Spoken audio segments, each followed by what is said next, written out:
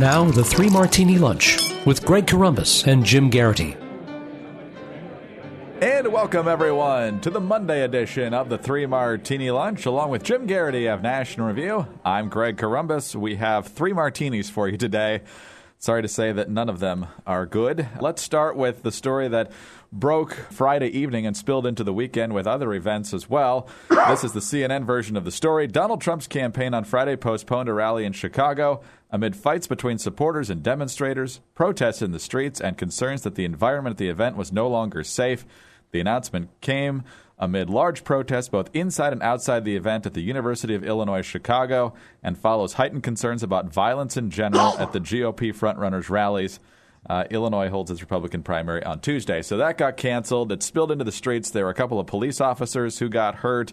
And Jim, basically what you have now, of course, is you've got some people saying that, well, Trump's rhetoric has inflamed people. His telling his supporters to knock the hell out of people at the rallies has inflamed people. On the other hand, you've got these protesters deliberately going into this event and creating a combustible atmosphere. They're the ones who caused most of the problem with the police. Trump now blaming Bernie Sanders for all this. So what do we make of all this? In a long and depressing campaign cycle, Greg, this is, Friday night really did reach a new low. First and foremost being that even if you despise Donald Trump, he and his supporters, if they book an arena, have a right to hold a rally there. And it seems like a good chunk of these hard leftist protesters, allegedly organized by MoveOn.org, quite a few Bernie Sanders fans amongst the crowd, and it really looked like the old Occupy Wall Street crowd, maybe a smattering of Black Lives Matter. They went in there and basically their attitude was, no, we've decided that you're racist, we've decided that you're extremist, and thus we're not going to allow you to hold your event. And that's not how it works. If you want to boo, you go ahead and boo. You want to turn around, you want to protest, you want to hold up sign, fine. But you cannot disrupt the event. And that very much was on the minds of these protesters. And then, of course, the Trump supporters turned around and, having been told by their candidate that he'll cover the legal fees and he wishes he could punch them in the nose and things like that, that they responded in kind and escalated an already volatile situation. I assume you've heard, Greg, the really appalling cries. There's one supporter who's yelling, go to Auschwitz, another one saying, go back to Africa. The very worst of America was on display Friday night, and you would think the country as a whole would recoil from that. But, Greg, I'm not certain of that. I think there's some folks who look at that and say, yeah, you tell them, Donald. We're going to finally show these guys. And I think that the people who can't stand Donald Trump are going to say, all right, shouting is not enough. Now we have to use violence. And it's interesting. You saw Marco Rubio. You saw all the other candidates saying, look, Donald Trump, as wrong as it is to disrupt his rally, he's got to take some responsibility for the rhetoric and the tone and the atmosphere of his rallies. There's been no indication that has happened. He said he's looking into paying the legal fees of the guy who sucker punched a protester at one of his events. And it looks like we're only going to see more gasoline poured on the fire here. Nobody wants to back down. Nobody wants to calm down. Everybody seems to like what they're seeing in Chicago. This will not end until somebody dies.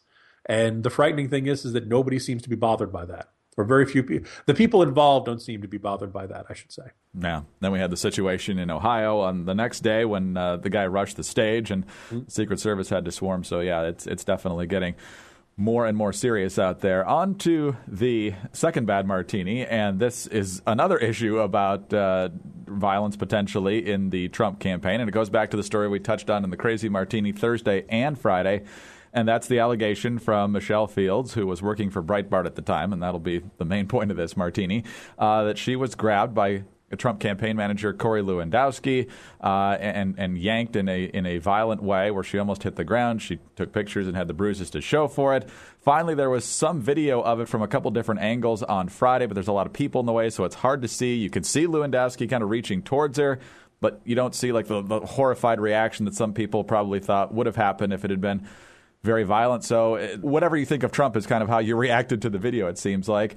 And based on the way that Breitbart.com responded to this, Michelle Fields on Sunday evening announcing she was resigning, saying, quote, I do not believe Breitbart News has adequately stood by me during the events of the past week. And because of that, I believe it is now best for us to part ways.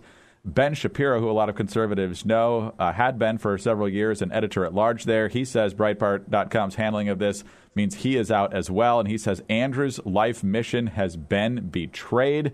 And under the chairmanship of Steve Bannon, Breitbart News has put a stake through the heart of Andrew's legacy. So obviously it's ugly when any sort of dispute from inside a company plays out in public, Jim, but it's interesting to see these very public resignations. And regardless of what anyone thinks of this particular story, Breitbart's legacy just 3 years after his death is not what any of us hoped it would be. No, hold on. So let's make an observation here, Greg. That this has nothing to do with the man. Right. Andrew Breitbart is as great as he ever was. But this is all on the people who took over after he passed away. And you could probably put together a great publication or institution with all the people who have left Breitbart since Andrew Breitbart passed away and Steve Bannon took over.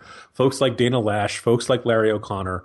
All of the old crew, one by one, drifted away. And in many cases, it was on very contentious terms, on the sense that the place was changing. And anybody who looks at the site and reads the coverage there can tell the place changed. It got less accurate. It got less focused on exposing the left. It got angrier. It got nastier. And it got much sloppier in its reporting. Whatever happened between Landowski and Fields, it's very strange that, if this was a case of her, of the guy grabbing her, why the Trump campaign couldn't simply apologize. Why, if the guy, heat of the moment did something stupid, well, then just say so. Where's this macho posturing of refusal to ever apologize? So then he says she's making it up, and then Trump says he's making it up. And apparently there was some order from on high in Breitbart land to say, no, we don't stand by our reporter. Stop tweeting about this. Stop expressing support for your colleague. That's a place of really twisted values right there. Because if you won't stand by your people, why should they stand by you? And it sounds like there was quite a bit of dissension in the ranks. A lot of Breitbart reporters did want to stand by Michelle Fields. The word is there's more coming down the pike, more resignations. Early this morning, Breitbart put up a just appalling, snotty, profane denunciation of Shapiro for resigning. It linked to his law license and put out his home address and his phone number. Wow. It's a bunch of screaming toddlers over there. This is not the way a professional journalism organization operates. Any second now, we just kind of wait for the Breitbart to rise from the grave and go after these people, because it's just an appalling twisting and perversion of what he stood for going on over there. And, Breitbart himself, way back when, had been scoffed at Donald Trump, and he had basically said, Breitbart was never about loving one candidate. He didn't fall in love with Mitt Romney. He didn't fall in love with any of these candidates. He fell in love with the grassroots of the Tea Party movement of the people. Shapiro describes Breitbart as turning into the Trump Pravda.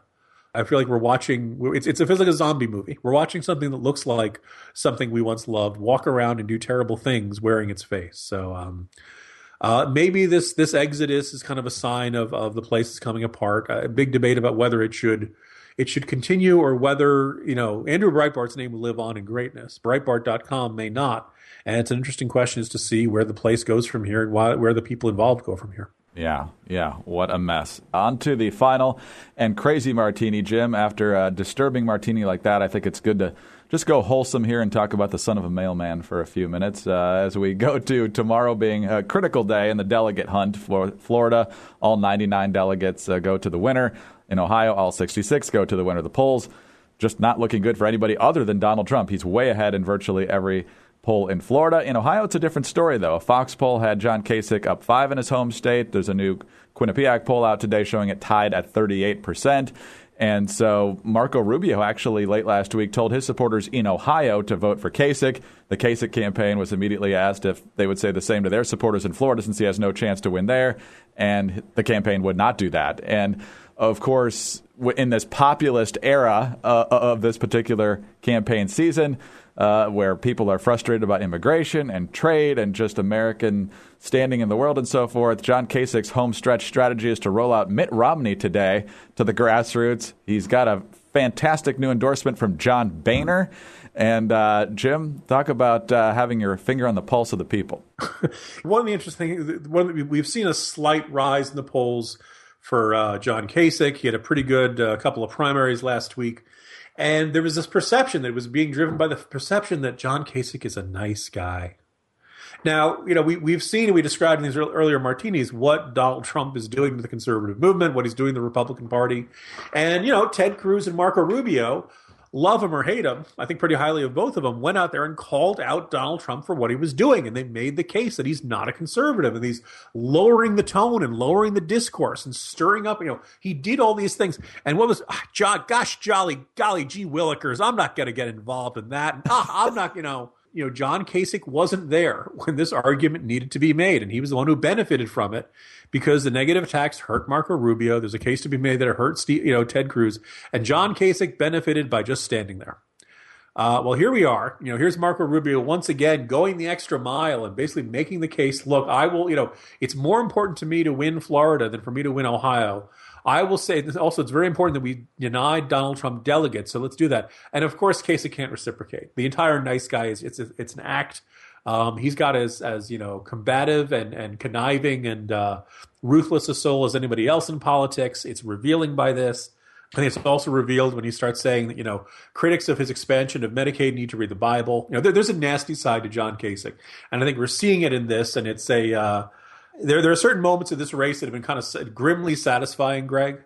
Watching Chris Christie have to stand on stage with that look in his eyes of realizing what he signed up for. Watching Ben Carson come out and endorse the man who called him a child molester. My suspicion is at some point John Kasich will have some moment like that. The other thing which is intriguing is on Twitter this weekend, somebody said, look, even if you're thinking about voting for John Kasich, if Trump needs whatever amount of delegates Kasich's got, how likely do you think it is that John Kasich will turn him down in exchange for being his running mate or something? One of the Kasich spokesmen on Twitter said, nope, never going to happen. There's no way, zero chance of this. I said, look, after Christie and Carson, it's a little tough to hear somebody say, I'm totally opposed to Donald Trump. I'm never signing on to this. There's no way in a million years I never jump on the Trump bandwagon. And then a second Kasich spokesman came out and said, no, there's no way this will ever happen. So they're on record, Greg. They say they will never reach out and help out Donald Trump. I'd like to believe them, but based on experiences of the cycle, there's good reason to think that the ambitions of Republican presidential candidates will overcome their good judgment. Happy Monday, everybody. Never trust a Buckeye fan. That's my philosophy. Jim, there's so many wrong predictions in this campaign. Why is the prediction we made last Friday that there's no reason to think that this week would be any better coming true already? We're ahead of the game. We're ahead of the curve. Again, maybe we could say this. You could say this as a forte-less Chicago Bears fan. I could say this as a New York Jets fan. Just bet on the bad scenario, and it's a way of covering your losses. Really bad things happen, but at least you win the money. So that's kind of the way we've been doing this. If you look for, and in a way, this is a longer comment for another conversation. If you are a depressed Jets fan, or if you're a fan of a team, we've all seen games where everything that could go wrong for our team does. Sure. And you go in and the only way we could lose that is if our quarterback throws 3 interceptions and all of a sudden our all-star cornerback can't cover anybody. And all of a sudden the line can't protect us. And all of a sudden we can't run the ball. And all of a sudden the special teams falls apart. And all of those things happen. And I'm totally not describing the last Jets game of the season this year at all. But it was one of those things. Like, the only way we lose is if 4 or 5 things go wrong in sequence, and that's exactly what happens. And that's kind of what it feels like this cycle has been for Republicans. What are the odds of 17 candidates jumping? What are the odds of Donald Trump jumping in? What are the odds of Jeb Bush deciding the best way to do this is to spend all of his money trashing Marco Rubio? What are the odds that Chris Christie decides to go after Rubio in his last moment? What are the odds that everybody in the undercard debate, like Bobby Jindal, never gets a chance on the national? Each one of these things broke the way to bring us to this point, and look, there's going to be a lot of retribution, a lot of recrimination coming up in the year to come, I suspect, Greg. Yeah. So once again, happy Monday. Happy Monday. Jim Garrity of National Review. I'm Greg Corombos of Radio America. Thanks for being with us today, and please join us again on Tuesday for the next 3 Martini Lunch.